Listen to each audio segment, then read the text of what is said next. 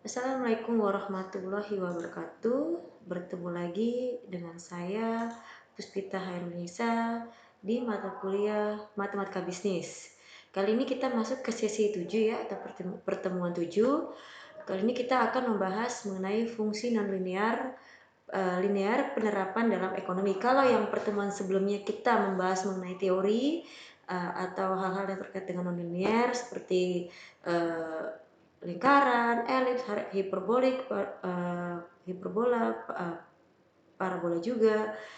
Tapi kalau di sini sekarang kita membicarakan sekilas mengenai penerapan dalam ekonomi. Kita bahas secara singkat saja ya. Di sini dalam penerapan ekonomi itu kita bisa menghitung keseimbangan pasar dengan fungsi nonlinear. Di sini kita lihat ya, ada fungsi permintaan QD dan fungsi penawaran. Yang kuadratik dapat berupa potongan lingkaran, elips, hiperbola maupun potongan parabola. Jadi QD, jika QD sama dengan QS, itu merupakan titik keseimbangannya. Ini contohnya ya. Contohnya itu misalkan kita mau mencari titik keseimbangan atau kita juga mau mencari pajak per unitnya berapa, kemudian pendapatan pemerintahnya berapa. Di sini bisa kalian lihat sendiri ya. Kita hitung QD sama dengan QS karena di sini kita mencari titik keseimbangan. Oke. Sini hasilnya.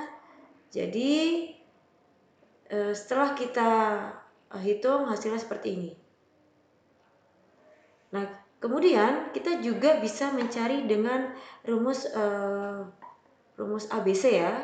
Ya X1, 2 sama dengan min B plus minus akar dari B kuadrat min 4AC per 2A. Kemudian selanjutnya ini caranya nanti bisa dibaca sendiri. Oke, tuh bisa terlihat harga dan kuantitas keseimbangan sebelum pajak sebesar sekian, 7 pajaknya 7, kuantitasnya 83 dan seterusnya. Di sini intinya di fungsi nonlinear ini penerapannya kita memang bisa menghitung hal-hal yang terkait dengan ekonomi, perekonomian. Misalkan terkait dengan bank mungkin kita bisa menghitung bunga majemuk atau yang lainnya. Oke, yang selanjutnya kita bicara tentang fungsi biaya. Fungsi biaya di sini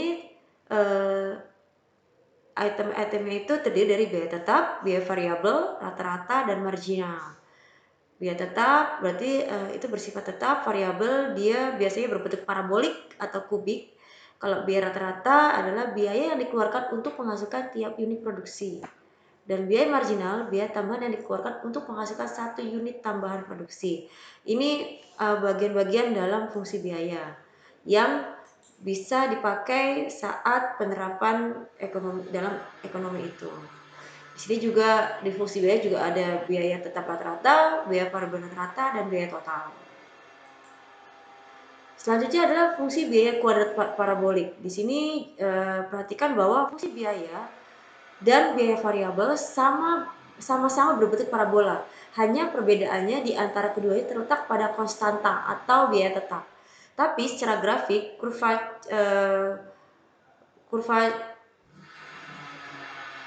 C dan variabel cost itu, kurva cost dan variabel cost adalah sebangun dengan perbedaan jarak K di antara keduanya.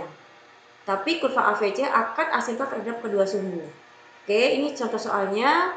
Di sini kita mencari biaya minimum, kemudian besarnya biaya tetap, kemudian kita juga bisa mencari jika produksi dinaikkan sebanyak 1 unit, berapa tambahan biayanya. Ini perhitungannya kita bisa lihat. Oke, nanti bisa dibaca sendiri ya. Nah, kemudian kita masuk ke fungsi penerimaan. Fungsi penerimaan nonlinear umumnya berbentuk persamaan parabola terbuka ke bawah, biasanya dihadapi produsen yang beroperasi di pasar monopoli. Tapi kalau misalnya kita berbicara fungsi penerimaan kita menggunakan yang linear, biasanya di pasar persaingan sempurna. Ini contoh soalnya. Jadi kita mencari persamaan penerimaannya, kemudian tingkat penjualan, penerimaan total, kita mau tahu harga jualnya, dan penerimaan marginalnya seperti apa. Oke, ini kita bisa lihat seperti ini ya, ini ada di PowerPoint ya. Nah, sekarang kita masuk ke analisa BEP. Jadi break even point. Jadi pada saat kita menggunakan fungsi nonlinear ini kan berarti kita bisa menggunakan fungsi parabola, lingkaran, ellipse dan sejenisnya. Di sini kita melihat contohnya adalah fungsi parabola yang fungsi titik ekstrimnya di atas berarti dia terbuka ke bawah. Oke, ini Q1, Q2, Q3, Q4 quantity ya. Nah, di sini terlihat bahwa keterangannya break even point terjadi pada dua titik yaitu pada saat Q1 dan Q4. Jadi Q1 dan Q4. Q1 dan Q4 itu sama atau sejajar ya. Ini BEP terjadi pada dua titik yaitu pada saat Q1 dan Q4. Pada output lebih rendah dari Q1 atau lebih tinggi mencerminkan keadaan rugi. Oke. Intinya, tingkat keuntungan maksimum tercapai saat slope kurva R dan C adalah sama. Dalam grafik ditunjukkan dengan garis singgung CX dan RX. Grafiknya seperti ini. Ya, CX, RX. Nanti bisa dilihat sendiri. Oke. Kita lanjut. Ini contoh soalnya kita mau menghitung profit atau loss perusahaan. Ini penjelasannya. Kemudian kita masuk ke fungsi produksi. Fungsi produksi yaitu fungsi produksi total merupakan fungsi dari jumlah masukan input. Artinya berapa masukan produsen yang masukkan barang-barang yang akan dijual atau yang akan didistribusikan itu namanya produksi total atau yang sudah dihasilkan ya, berarti yang sudah dihasilkan yang siap untuk didistribusikan. Itu umumnya berbentuk kubik. Oke. Di sini juga ada produk rata-rata, marginal produk, itu masuk dalam fungsi produksi.